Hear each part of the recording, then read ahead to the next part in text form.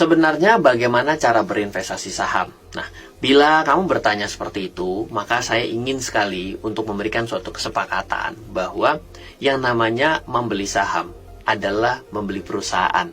Jadi ibaratnya gini nih, kita berdua mau membuat sebuah toko misalnya kita bikin namanya kedai kopi gitu ya. Modal untuk bikin kedai kopi ini adalah 100 juta. Saya cuma punya uang 70 juta. Saya ajak misalnya si A gitu ya, atau kamu deh, saya ajak untuk patungan sama saya bikin kedai kopi ini. Artinya karena saya punya 70, maka kamu mungkin saya tanya, punya nggak 30? Punya. Oke, bila punya maka saya akan setor nih 70 juta. Dan kamu akan setor 30 juta. Maka jadi 100 juta. Nah, secara tidak langsung pembagiannya karena saya masukkan 70, kamu 30, maka jadi 70%, 30%. Nah, bedanya adalah ketika kita melihat perusahaan-perusahaan yang hari ini sudah sangat besar. Ya, misalnya perusahaan itu nilainya adalah 1 triliun gitu ya. Tapi karena dia terlalu besar, maka kita patungan bukan cuma berdua. Kita patungan dengan seluruh masyarakat Indonesia, bahkan banyak juga investor asing yang masuk untuk ikut berinvestasi pada perusahaan tersebut. Kenapa ya? Sama, karena kedai kopi yang tadi kita mau bikin 100 juta ini punya prospek, maka perusahaan ini yang dengan nilai 1 triliun juga punya prospek, tapi bukan dimiliki oleh 2 orang, tapi mungkin dibagi kepada 100.000 kepemilikan. Nah, ya tinggal 1 triliun dibagi 100.000 kepemilikan. Itulah yang nanti tinggal tanya, kamu punya uang berapa? Ya secara persentase akan seperti ketika saya ngajak orang lain atau kamu untuk bisa membuka kedai kopi. Nah, dari kita mengetahui cerita ini, maka dasar membeli saham itu adalah bukan bicara mengenai harga saham naik dan turun.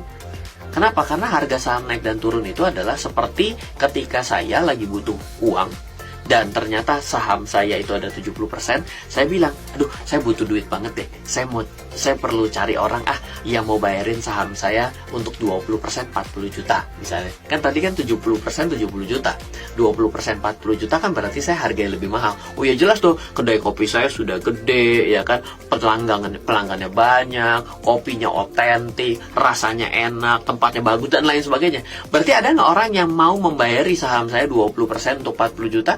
Saya cari, dan ternyata ada. Nah, itu yang terjadi kenapa harga saham bisa naik dan turun yang ada di pasar.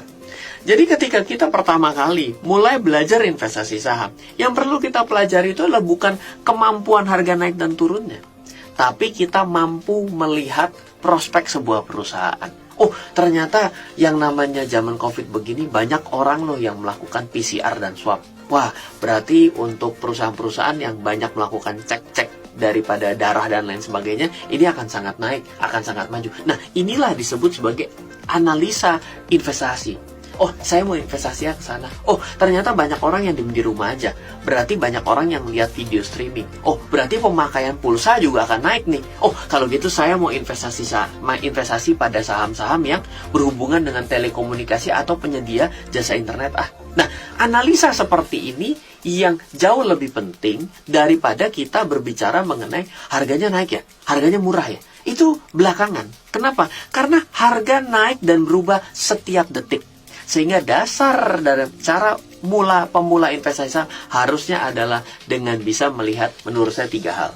Yaitu adalah bagaimana pendapatan perusahaan, bagaimana keuntungan perusahaan, 3, bagaimana hutang perusahaan. Kenapa? Karena perusahaan yang selalu melulu hutang, itu mungkin saja dia slip ataupun tidak bisa mempertahankan dirinya akibat hutang yang besar, tapi pendapatan atau usahanya yang mengalami penurunan, sehingga dia terjerat terlilit dengan hutang yang besar. Jadi sebenarnya investasi saham bukan sebuah investasi yang tebak-tebakan, dan investasi saham itu adalah suatu hal yang paling mendasar dalam kita berinvestasi sehari-hari. Karena kalau saya yakin, masa sih ada orang yang dalam hidupnya nggak pernah membeli sesuatu dengan patungan. Patungan itu ya sebenarnya sedang berbagi saham sebenarnya, tapi untuk keperluan bisnis, kira-kira seperti itu. Semoga selalu bermanfaat.